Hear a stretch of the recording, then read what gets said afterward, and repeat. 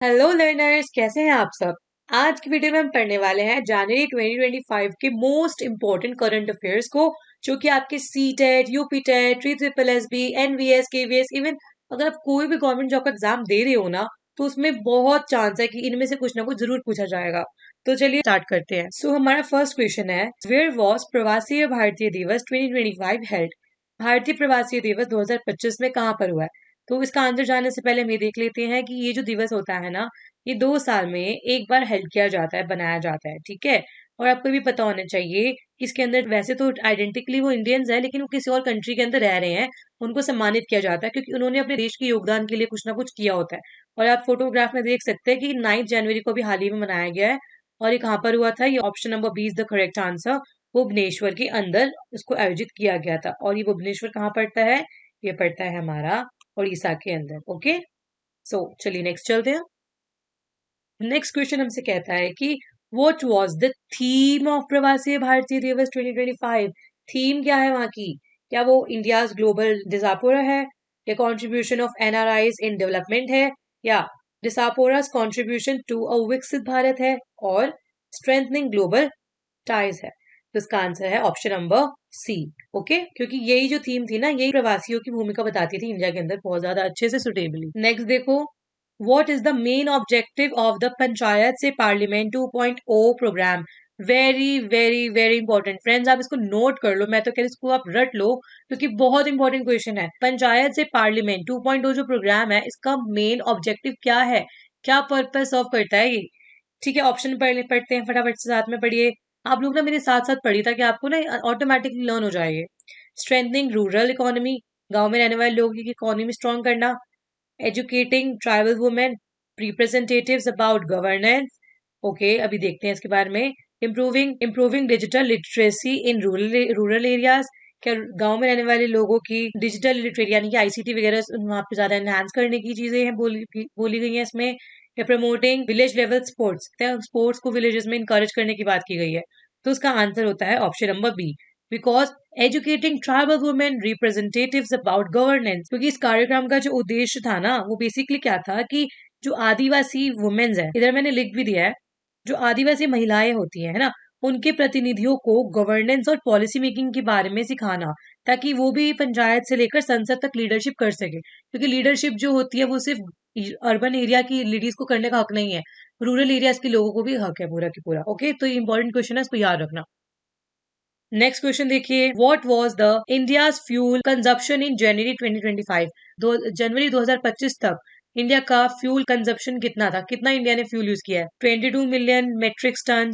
मतलब आप पढ़ लीजिए सारे ऑप्शंस को पहले तो। इसका भी जो करेक्ट आंसर बनेगा वो आंसर बनता है option number B, 20.49 million metric tonne. Seriously देखो, जो फ्यूल कंजप्शन होता है ना, वो किसी भी कंट्री की फाइनेंशियल एक्टिविटीज को दिखाता है कि किसी कंट्री में कितनी ज्यादा ग्रोथ हो रही है, नहीं हो रही। ओके, जनवरी 2025 में ये 20.49 मिलियन मेट्रिक टन था, जो किसी भी देश की ग्रोथ को क्या करता है, शो करता है। The composite purchasing managers index PMI for January 2025 dropped to, यानी कि जो पीएमआई है वो जनवरी तक कितना ड्रॉप डाउन हुआ, आपको बताना पड़ेगा।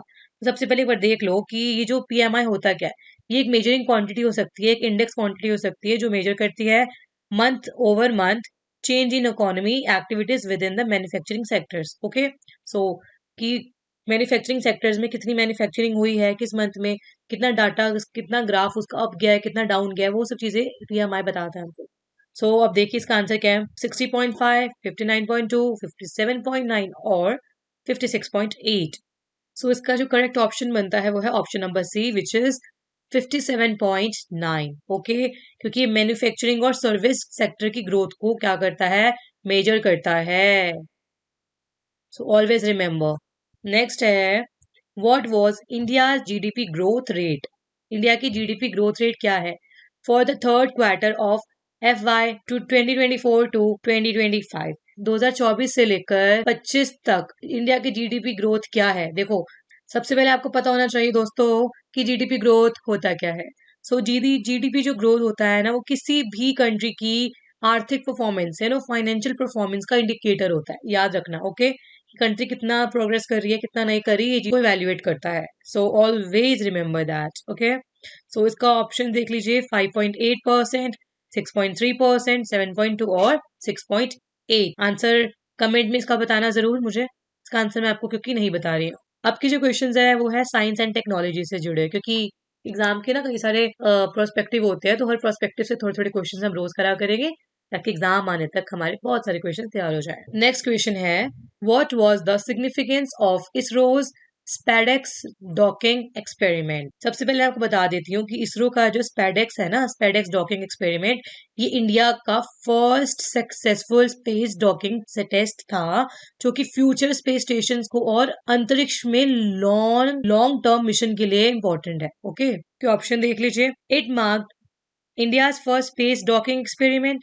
Second, it launched India's first space station. Third, it was a part of Chandrayaan-4 mission. Or it helped in developing AI-based satellites. So इसका जो correct answer है वो हमारा option number A, as I have mentioned you in above text. Okay. Next question आपके सामने है. So after the FedEx docking experiment, India became the fourth country to achieve this after. India SpaDeX docking experiment को successfully launch करने के बाद fourth number की कौन सी country बनी है, मतलब किसके बाद बनी है, आपको ये बताना होगा. US, China, Japan, US, Russia, Japan, और यूएस, रशिया, चाइना, और यूएसए, जर्मनी, चाइना. सो उसका करेक्ट आंसर है ऑप्शन नंबर सी. पहले यूएसए था स्पेडेक्स डॉकिंग एक्सपेरिमेंट को सक्सेसफुल करने वाला, फिर रशिया बना सेकेंडली, थर्ड पे चाइना, एंड फोर्थ पे हमारा इंडिया. आई होप आपको समझ आ रहा होगा. चलिए, क्वेश्चन नंबर 9 कहता है हमसे, which Indian city was ranked as the most liveable city. Okay, India के सबसे ज्यादा रहनी लोग जहाँ पे रहते हैं वो कौन सी सिटी आपको बताना है. According to EIU global liveability index, लोगों के रहन सहन जहाँ पे अच्छा होता है उस चीज को मेजर करने का इंडेक्स होता है, indicator you can say also. So आप बताना कि मुंबई को कहा गया है कि सबसे अच्छे लाइवेबल कंडीशंस अप्लाई होती हैं यहाँ पर, बेंगलुरु को कहा गया है, हैदराबाद को कहा गया है, या फिर पुणे को कहा गया है. तो इसका आंसर है ऑब्वियसली नन अदर देन हमारा Pune, because economist intelligence unit यानी कि EIU है ना, वो हर साल सिटीज को रैंकिंग के थ्रू जारी करता है, और पुणे 2025 में भारत का सबसे ज्यादा लाइवेबल सिटी बना है. नेक्स्ट क्वेश्चन आ रहा है आपकी स्क्रीन पर स्पोर्ट्स फील्ड के थ्रू.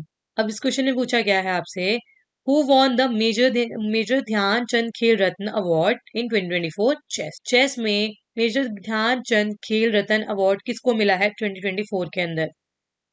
ऑप्शन देखिए, आर प्रागनंदा, मुकेश डी, विश्वनाथन आनंद, और निहाल सारेन. सो इसका जो आंसर है हमारा है option number B, because Mukesh डी भारत के सबसे ज्यादा यंग और टैलेंटेड चेस प्लेयर में से एक है. ओके, नेक्स्ट क्वेश्चन आपकी स्क्रीन पर है. अब यहाँ पे आपसे पूछा जाता है, what is the name of the torch for the 38th national games in Uttarakhand. अब बताइए 38th national games of Uttarakhand का क्या नाम दिया गया. आंसर तेजस्विनी है, विजेता, अग्नि और शक्ति है. तो इसका आंसर है हमारा option number A, Tejaswini, because इसका मतलब होता है प्रकाश मान, जो कि एथलीट्स की स्पिरिट को दर्शाता है. Which country won the 2025 ICC U19 cricket world cup. बताओ भाई किसको मिला है ICC U19 का क्रिकेट वर्ल्ड कप. ये तो पता ही होगा, कई बच्चे जो होते हैं वो ऑलरेडी क्रिकेट में इंगेज होते हैं.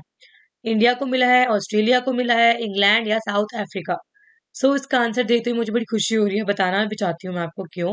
क्योंकि इसका आंसर है हमारा ऑब्वियसली हमारी कंट्री इंडिया, क्योंकि 2025 में U19 का जो क्रिकेट वर्ल्ड कप है ना, इंडिया ने जीता था और क्रिकेट डोमिनेंस को साबित किया था, क्योंकि हमारी जो कंट्री है वो क्रिकेट डोमिनेंस है. Which country did India sign a free trade agreement, यानी कि FAFT यानी कि free trade agreement, with January 2025. यानी कि भारत ने जनवरी 2025 में किस देश के साथ फ्री ट्रेड अग्रीमेंट किया कि फ्रीली ट्रेड करेंगे, ज्यादा एक्सपेंस नहीं होगा. जापान, UK, USA और रशिया. इसका आंसर मैं बता देती हूँ फटाफट से. इसका आंसर बनता है हमारा UK. ओके, यूके के साथ इंडिया के रिलेशंस अच्छे हैं, और उसको और भी ज्यादा मजबूत करने के लिए हमारे प्राइम मिनिस्टर ने क्या किया है, फ्री ट्रेड अग्रीमेंट पर साइन कर दिया है. ये संधि जारी हो चुकी है. अब लास्ट सेकंड क्वेश्चन आपके सामने है, Which global event did India's host for the first time in January 2025? जनवरी 2025 में भारत ने पहली बार कौन सा ग्लोबल इवेंट को होस्ट किया था? सबसे पहली बार बता रही हूँ मैं आपको। क्या ये वर्ल्ड इकोनॉमिक फोरम था, G20 समिट था, ब्रिक्स डिजिटल समिट था, और United Nations climate change conference था? So take your time and tell the answer. दोस्तों, इसका आंसर था ब्रिक्स डिजिटल समिट। ओके, क्योंकि ये जो ब्रिक्स डिजिटल समिट है ना, इसमें इमर्जिंग इकोनॉमीज के बीच में डिजिटल ग्रोथ और कोलैबोरेशन को बढ़ावा दिया गया था। ओके, क्या दिया गया था? बढ़ावा दिया गया था। चलिए, और इंडिया ने फर्स्ट टाइम किया अपना। तो आज का हमारा लास्ट क्वेश्चन है, who was the honoured with the Bharat Ratna 2025? 2025 में भारत रत्न किसको मिला है भाई, ये बताओ आप। रतन टाटा को मिला है, MS स्वामीनाथन, ई श्रीधरन या अमिताभ बच्चन? फ्रेंड्स, इसका आंसर है हमारा option number B, MS Swaminathan ji. को बता देती हूँ उनको अवार्ड किस लिए मिला था, क्योंकि इन्होंने क्या किया था, इन्होंने ग्रीन रेवोल्यूशन को बढ़ावा दिया था। ओके, और ये भी कहा जाता है कि इंडिया में ना इन्होंने कई सारी ग्रीन रेवोल्यूशन की क्रांतियां लाई थी। ओके, सो इसी के साथ हमारी आज की वीडियो फिनिश होती है। उम्मीद है आप लोगों को वीडियो पसंद आई होगी। अगर आपको मेरी आज की वीडियो पसंद आती है तो आप प्लीज लाइक, शेयर, सब्सक्राइब करिए, कमेंट करिए, और अगर आप कोई भी टॉपिक पे वीडियो देखना चाहते हैं तो प्लीज उसे भी कमेंट डाउन कीजिए। Thank you so much for watching video. Take care of yourself. Tata, bye bye.